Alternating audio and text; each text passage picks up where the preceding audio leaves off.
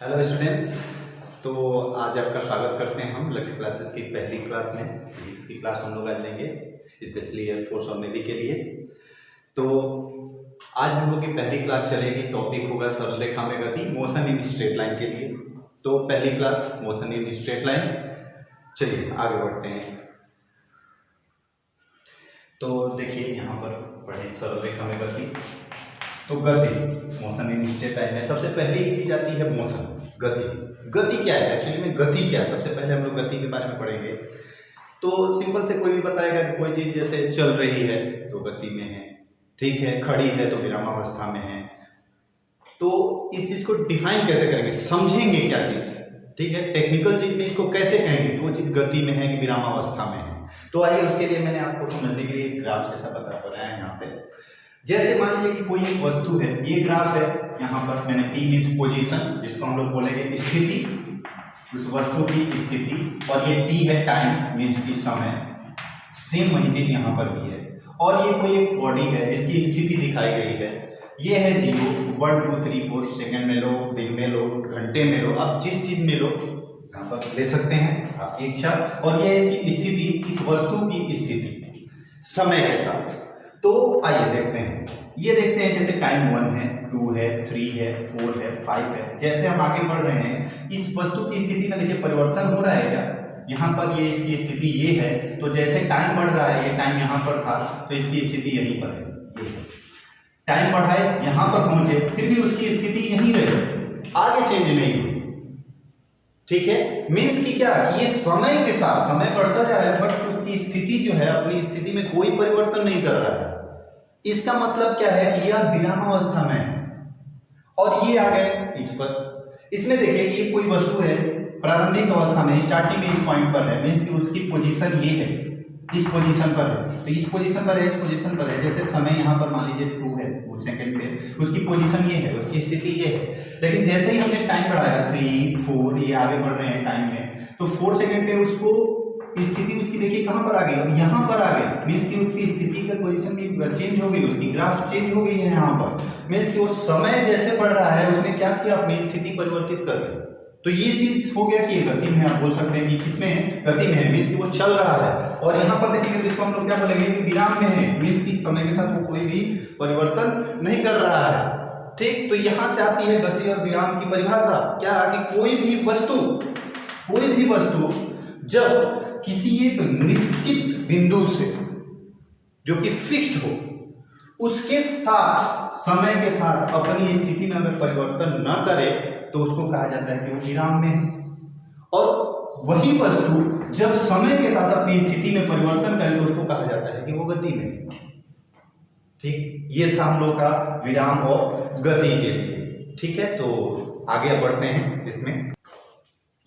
तो यहाँ पर आइए गति क्या देखते हैं। गति में बेसिकली तो गति जो है किसी भी वस्तु की, वो बहुत सारे हमारे फिजिक्स की जितने भौतिक हैं, भौतिकी के जितनी भी राशियां हैं सब में इंक्लूड होंगी। तो यहाँ पर जो उसके मुख्य मेन जो उसके पार्ट्स हैं उसके बारे में हम लोग डिस्कस कर लेते हैं। जैसे स्थिति मीन्स पोजीशन, जैसे डिस्टेंस दूरी अथवा विस्थापन, तभी होगा कि वो चीज गति में है।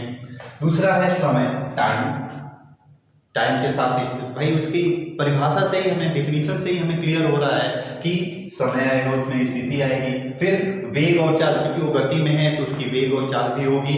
और लास्ट में आता है त्वरण और मंदन, ये पार्ट है हम लोग के गति का जो कि पूरी की पूरी गति को चेंज कर सकता है या कर देता है।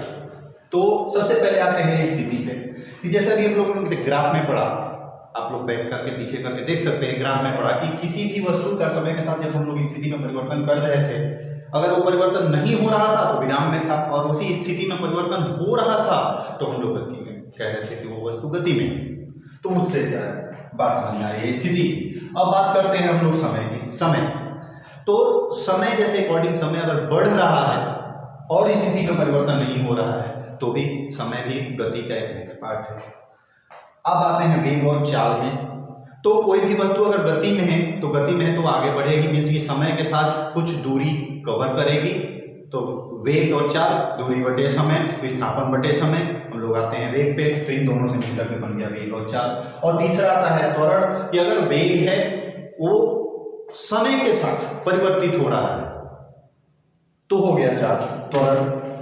वेग समय के साथ जब परिवर्तित होगा तो उसी को हम लोग बोलते हैं त्वरण। क्योंकि हम लोग ये सारी की सारी परिभाषाएं पहले पढ़ चुके हैं, इस वजह से हमने उसको स्किप करा है, क्योंकि हम लोगों को जो ये क्लास है पूरी एक्सप्लेनेशन के साथ नहीं पढ़ना है। हम लोग को जो चीजें हमारे काम लायक है एयरफोर्स नेवी में, उसी चीज को लेकर के चलना है। तो यहाँ पर बात आती है त्वरण की। त्वरण क्या है, तो छोटी सी डिफिनेशन है उसकी, वेग परिवर्तन की दर।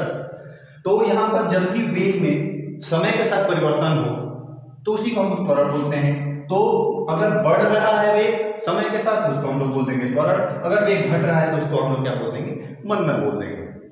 ठीक है, चलिए आगे बढ़ते हैं इसमें। तो चलिए आगे बढ़ते हैं, हम लोग देखते हैं कि स्थिति समय ग्राफ द्वारा गति का विश्लेषण कि कौन सा मोशन में है, कौन सी मोशन में है।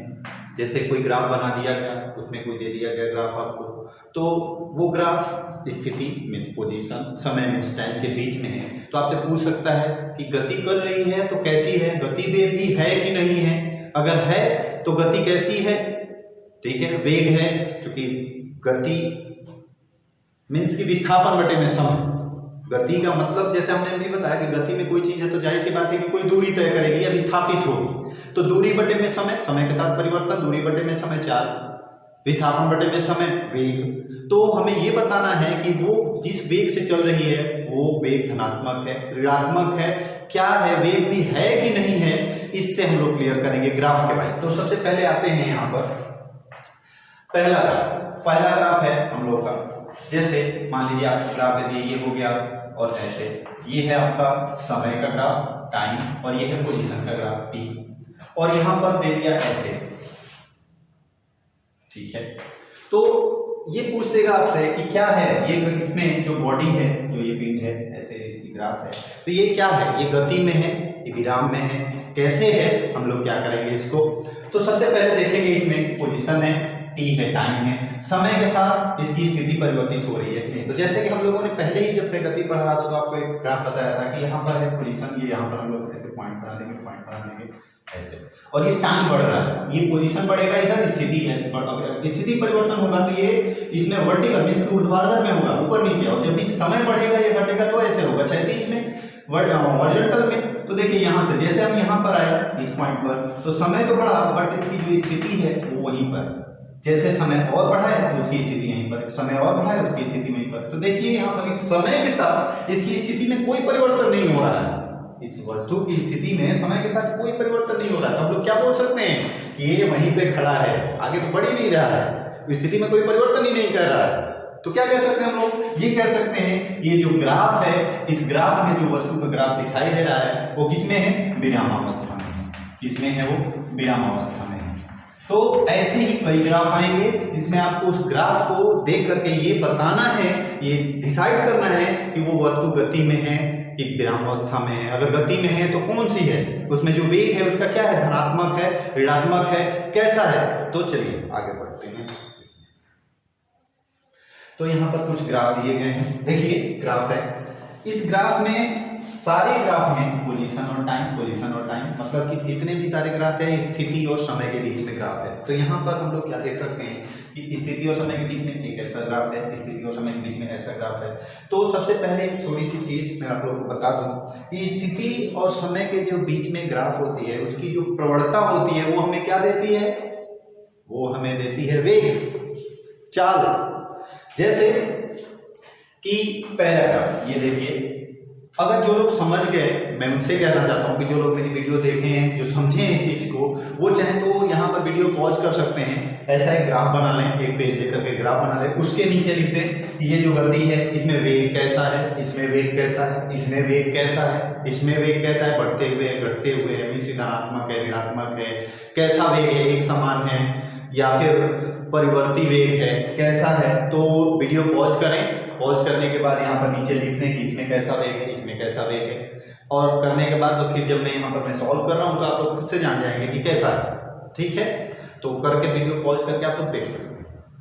चलिए यहाँ पर हम बताते हैं आगे। तो पहला वीडियो है हमारा ए, मीन्स कि इसमें जो स्थिति है और समय है उसके बीच में जो ग्राफ दिया गया है एक स्ट्रेट लाइन है, एक सरल रेखा है जो कि आगे बढ़ते हुए जा रही है क्रम से। तो देखिए यहाँ पर अगर हम प्रवणता देखें स्थिति और समय के बीच में, तो देख रहे हैं ये गया ऐसे और ये ऐसे, मीन्स कि जो इसके बीच का एंगल आया, मान लीजिए कि ये θ1 है, θ1, ओके। फिर अगर यहाँ पर है, समय बढ़ा है, स्थिति भी बढ़ी, यहाँ पर आ गए, यहाँ पर भी इसके बीच में जो ग्राफ बन रहा है वो भी कितना आएगा थीटा, और जो यहाँ पर स्ट्रेट लाइन जा रही है, तो क्योंकि इसके बीच का एंगल कहीं भी चेंज नहीं होगा, तो इस वजह से जहां पर है θ1 ये θ2 = θ2, ये हमेशा ऐसे ही बढ़ते जाएगा। मीन्स कि जो ये ग्राफ है, इस ग्राफ में तो ये दिया गया है, यहाँ पर ये कोण हमेशा बराबर आएंगे। इस वजह से जो ये वस्तु गति कर रही है, कैसे गति कर रही है, एक समान वेग से बढ़ते हुए एक समान वेग से गति कर रही है। देखिए समय के साथ वो स्थिति में परिवर्तित कर रही है, अपने आप को बढ़ते जा रही है, उसकी स्थिति परिवर्तित होती जा रही है, और कैसे होती जा रही है, आगे बढ़ते हुए क्रम में। तो ये क्या है, एक समान वेग से वो वस्तु गति कर रही है। तो इसमें हम लिखेंगे क्या, एक समान वेग से गति, एक समान वेग से गति कर रही है। ठीक है, अब आते हैं बी नंबर ग्राफ में। नंबर बी में क्या है कि स्टार्टिंग इसका इनिशियल पॉइंट यहां पर है। अब यहां से देखते हैं कि समय, जैसे ये समय आया, इसने अपनी स्थिति को क्या किया, कम कर दिया। फिर जैसे यहां पर आए, इसने अपनी स्थिति को क्या किया, यहां पर फिर कम कर दिया। फिर यहां पर आए, यहां पर कम कर दिया, और जब एक समय ऐसा आया कि उसकी स्थिति क्या हो गई, जीरो हो गई, शून्य हो गई। तो जैसे यहाँ पर शून्य हो गई, मीन्स क्या है यहाँ पर कि वो, अगर यहाँ पर भी आप इसका कोण देखें तो ये गया कोण ऐसे और ऐसे, मीन्स कि ये कोण क्या आ रहा है, निगेटिव आ रहा है। तो इसको हम लोग लिख सकते हैं θ1। यहाँ पर भी आया, देखिए ये भी यहाँ पर ये भी आया, तो क्योंकि स्ट्रेट लाइन है इस वजह से वहां का एंगल क्या होगा, θ1 ही होगा। बट यहाँ पर जो एंगल है वो निगेटिव में है, इस वजह से हम यहाँ पर देखेंगे कि वो जो वेग है वो क्या है, ऋणात्मक है। वो वस्तु क्या कर रही है, एक समान वेग से गति तो कर रही है, लेकिन वो अपनी स्थिति में परिवर्तन कर रही है ऋणात्मक वेग से। ठीक है, तो ये हो गया तुम्हारा दूसरा पॉइंट। ये भी एक समान वेग से कर रही है, एक समान वेग से ही कर रही है, बट स्थिति, बट यहां पर आप लोग लिखेंगे स्थिति क्या है उसकी, ऋणात्मक है। अब आते हैं नंबर सी में। नंबर सी में क्या है कि ये वस्तु एक ऐसे जो इसका दिया गया है ग्राफ कर्व के फॉर्म में। तो यहां पर आते हैं, सबसे पहले यहां पर भी देखते हैं। देखिए यहां पर टाइम बढ़ा है, यहां पर टाइम, इसके साथ ये पोजीशन, फिर आगे टाइम किए यहां पर, इसके साथ ये पोजीशन, यहां पर किए इसके साथ ये पोजीशन। तो देखिए यहां पर इस पॉइंट पर, सबसे पहले पॉइंट फर्स्ट यहां पर देखेंगे, तो इसके जिस पॉइंट पर हम लिए हैं, यहां से अगर हम लोग एक स्पर्शी खींच दें तो ऐसे क्या, तो यहां पर जो एंगल आएगा ये क्या आएगा, θ1। यहां पर देखेंगे ये भी एक एंगल आया, ये आ गया θ2। यहां पर भी अगर स्पर्शी खींचेंगे तो ऐसे और ऐसे, तो यहां पर भी एक एंगल आएगा। तो यहां पर तीनों देख रहे हैं क्या है, मेन चीज हम लोग देख रहे हैं θ2 इज ग्रेटर देन θ1, मींस कि जहां पर ये θ2 है, यहां पर ये θ1 है, उससे क्या है, बड़ा है। अगर इसको हम लोग θ3 करें तो θ3 is greater than θ2 is greater than क्या हो जाएगा, θ1, मींस कि जो एंगल ज्यादा बड़ा है वहां पर, उस पॉइंट पर, उस बिंदु पर वेग क्या होगा, हमेशा ज्यादा होगा। तो ये क्या कहेंगे कि ये एक समान, सॉरी, बढ़ते हुए वेग से क्या कर रही है, ये वस्तु जो गति कर रही है, कैसे कर रही है, बढ़ते हुए वेग से गति कर रही है, बढ़ते हुए वेग से, मींस कि इसको हम लोग लिख सकते हैं धनात्मक वेग, धनात्मक वेग से क्या कर रही है, गति कर रही है। अब बात आती है चौथे ग्राफ में। तो चौथे ग्राफ में यही है, जैसे इस ग्राफ को थोड़ा सा उल्टा कर दिया है, इसमें भी पॉइंट आएंगे। ये रहा फर्स्ट पॉइंट आपका, ये रहा सेकंड पॉइंट, ये रहा थर्ड पॉइंट। यहां से भी आप देखें, यहाँ पर स्पर्शी मैंने एक खींच दिया ऐसे, यहाँ पर ऐसे खींच दिया, यहाँ पर ऐसे खींच रहा है मैंने, यहाँ पर भी ऐसे खींच दिया, और यहाँ पर ऐसे खींचा, यहाँ पर ये है θ1, ये है θ2, और ये क्या है θ3। तो यहाँ पर तीनों देख रहे हैं, तो θ1 is greater than θ2 is greater than θ3, means यहाँ पर क्या है कि θ1 इस θ2 से बड़ा है, और जब बड़ा है तो जिस यहाँ पर जिस पॉइंट पर जो एंगल बड़ा है, इसका मतलब है कि वहां पर जो वेग है वो क्या है, वो भी ज्यादा है। तो इसका मतलब क्या है कि जैसे जैसे ये आगे बढ़ रहा है, इसका वेग क्या होते जा रहा है, कम होते जा रहा है, कम होते जा रहा है। मीन्स कि ये वस्तु क्या हो रही है, आगे की तरफ गति तो कर रही है, बट इसका जो वेग है वो क्या है, घटते हुए वेग में है। मीन्स कि जो वेग है वो क्या है, उसका ऋणात्मक वेग, क्या है, ऋणात्मक वेग से गति कर रही है।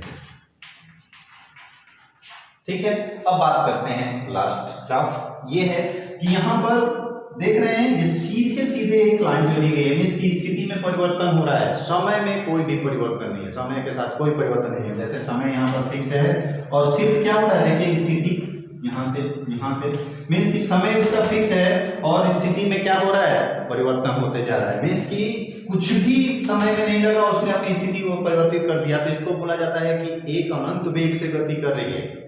ये क्या है, अनंत वेग से गति कर रही है। तो ये जो कंडीशन है, या ये जो कंडीशन है, ये असंभव स्थिति कहलाती है, ये कभी नहीं होता है।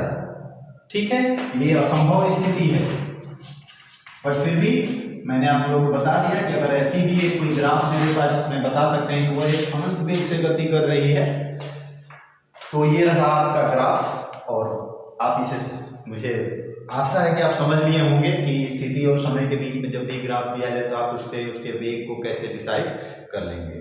तो चलिए आगे की तरफ बढ़ते हैं। तो ये तो था समय और स्थिति के बीच में ग्राफ, जिसकी वजह से हम लोग गति में पढ़े, गति के लिए पढ़ रहे थे, वेग के बारे में पढ़े। अब आते हैं हम लोग त्वरण के लिए। त्वरण गति का सबसे मुख्य भाग, मेन पार्ट गति का। तो अभी हम लोग पढ़ने जा रहे हैं सरल रेखा में गति, पढ़ रहे हैं सरल रेखा में गति। सरल रेखा में गति मीन्स जैसे कोई भी एक स्ट्रेट लाइन हो, ऐसे ऐसे ऐसे, एक सरल रेखा में गति। गति किस रेखा में होनी चाहिए, सरल रेखा में। अगर मैं आपसे पूछूं कि कोई एक कण है, ऐसे ऐसे गति कर रहा है, तो उसकी गति सरल रेखा में है कि नहीं है? बहुत लोग सोचेंगे सरल रेखा में गति इसकी है कि नहीं है। बिल्कुल नहीं है। क्यों? क्योंकि ये तो एक कर्व बन गया। हाँ, इसको अगर दो भाग में कहे, ये अगर भाग कर दे ए, ये बी और ये सी, तो यहां से ए से बी तक उसकी स्ट्रेट लाइन है। यहां से हम लोग एक स्ट्रेट लाइन में देख सकते हैं और बोल सकते हैं कि यहां से यहां तक किसी सरल रेखा में है, एक सरल रेखा में है, और बी से सी तक एक सरल रेखा में है। तब हम इसको सॉल्व कर सकते हैं, बता सकते हैं कि ए से बी तक वह पिंड एक सरल रेखा में गति कर रहा है और बी से सी तक वह पिंड फिर से दूसरी सरल रेखा में गति कर रहा है। तो इस सरल रेखा में गति और इस सरल रेखा में गति के दोनों के अलग अलग गुण हो सकते हैं। जैसे ये इसमें दूसरे किसी वेग से गति किया हो, इसमें किसी दूसरे वेग से गति किया हो, इसमें त्वरण कुछ दूसरा हो, इसमें कुछ त्वरण दूसरा हो सकता है इसमें त्वरण हो सकता है, इसमें मंदन हो। तो ये है सरल रेखा में गति। और सरल रेखा में गति में मैं आप लोगों को एक चीज और बता दूं कि इसमें जो त्वरण है या फिर मंदन है, वो पूरे के पूरे एक सरल रेखा में, जो यहाँ से और यहाँ तक, जहाँ से ये शुरू हुआ और जहाँ तक खत्म हुआ, यहाँ पर जो हम लोग त्वरण लेते हैं उसका मान हमेशा एक ही रहता है, बदलता नहीं है। जैसे यहाँ पर अगर मान लिया कि आपने लिया a = 5 मीटर पर सेकेंड स्क्वायर, यहाँ से इस पॉइंट पर, इस पॉइंट पर, इस पॉइंट पर, तो अगर आपने यहाँ तक पाना है कि वो गति कर रहा है, तो यहाँ पर सिर्फ और सिर्फ आपको क्या लेना पड़ेगा, 5 मीटर पर सेकेंड स्क्वायर। अगर मान लिया कि किसी ने कह दिया कि यहाँ पर उसका क्या हो गया, 6 मीटर पर सेकेंड स्क्वायर हो गया, तो यहाँ पर त्वरण परिवर्तित हो गया, और परिवर्तित हो गया, जहां से परिवर्तित हुआ वहां पर उस पॉइंट तक, अब ये पॉइंट हो गया, यहां से यहां तक उसकी एक गति थी और यहां से यहां तक उसकी गति क्या हो गई, अलग हो गई। क्यों? क्योंकि वहां से उस पिंड का, उस वस्तु का त्वरण क्या हो गया, परिवर्तित हो गया। तो सरल रेखा में गति के लिए ये रहा। बेसिकली अगर देखते हैं हम लोग बात करें तो सरल रेखा में दो तरह से गतियां हैं, एक है क्षैतिज और दूसरी है ऊर्ध्वाधर। जैसे अगर मैंने अभी बात कही कि दो सरल रेखा में है, उसमें दिशा भी मायने रखती है, क्योंकि ये जितनी सारी, जैसे हम लोग का त्वरण है या मंदन है, तो वो क्या है, सदिश राशियां हैं, वो दिशा के साथ व्यक्त की जाती है। तो जैसे कोई एक बच्चा है, कोई एक, जैसे मान लो तुम ही हो, क्या कि एक बॉल पकड़े और इसको ऊपर की तरफ फेंका, तो ऊपर की तरफ फेंका तो ये एक स्ट्रेट लाइन में जा रहा है, स्ट्रेट लाइन में जा रहा है। यहां से तुमने उसको ऊपर की तरफ फेंका और यहां से आया और यहां तक वो इतनी दूरी गई, तो यहां तक आया, तो उस समय तुम कहोगे कि सर यहाँ पर जो g है वो तो 9.8 मीटर पर सेकेंड स्क्वायर इस टाइम पे भी था, और जब ये लौट कर नीचे आ रहा है तभी भी इतना ही है। तो मीन्स कि अगर जब उसमें उतना ही कुछ चेंज ही नहीं हो रहा है, तो हम लोग बोल सकते हैं कि ये एक सरल रेखा हो गई, हम दोनों को सॉल्व कर सकते हैं। नहीं, ऐसा नहीं है। क्यों? क्योंकि यहां से यहां ऊपर जाते वक्त इस पर जो त्वरण काम कर रहा था वो एज अ रिटार्डेशन मीन्स कि मंदन के फॉर्म में काम कर रहा था। क्यों? क्योंकि वो इसके वेग को क्या कर रहा था, कम कर रहा था। ये इस समय जो इसकी त्वरण था वो किधर था, उसकी दिशा किधर थी, नीचे की तरफ थी। 9.8 मीटर पर सेकंड किधर, नीचे की तरफ उस पर लग रही थी। और वो किधर गति कर रहा था, ऊपर की तरफ, मीन्स कि वो त्वरण के विपरीत मंदन के साथ गति कर रहा था। जबकि इस वाली लाइन में ये नीचे की तरफ वेग है और नीचे की तरफ ही त्वरण काम कर रहा है। g = 9.8 मीटर पर सेकंड स्क्वायर नीचे की तरफ ही एक्ट कर रहा है। तो ये क्या हुआ, दूसरी लाइन। तो इस वजह से ये दोनों एक दूसरे से अलग हैं, एक में हम लोग नहीं कर सकते। तो जितने भी अभी मैंने तुम लोगों को 4 चीजें बताई थी, क्या बताई थी, स्थिति, समय, वेग और त्वरण। ये अगर चारों चीजें किसी भी वस्तु के एक गति को निरूपित करने के लिए होती है, अगर कुछ भी उसमें चेंज हुआ तो क्या हो जाएगा कि वो जो सरल रेखा में गति है वो क्या हो जाती है, चेंज हो जाती है। तो इतना था। अब किसी को भी कोई भी डाउट हो इतने सारे टॉपिक में तो कमेंट सेक्शन में जाकर के कमेंट करेगा कि सर हमें ये प्रॉब्लम है, डेफिनेटली उसकी उस प्रॉब्लम को सॉल्व करेंगे हम। और नेक्स्ट टॉपिक में इसमें हम लोग आगे बढ़ेंगे इस वीडियो में, इसी से कंटिन्यू करेंगे इसके आगे कि उसमें त्वरण का क्या मायने रखता है, क्या है। तो तब तक के लिए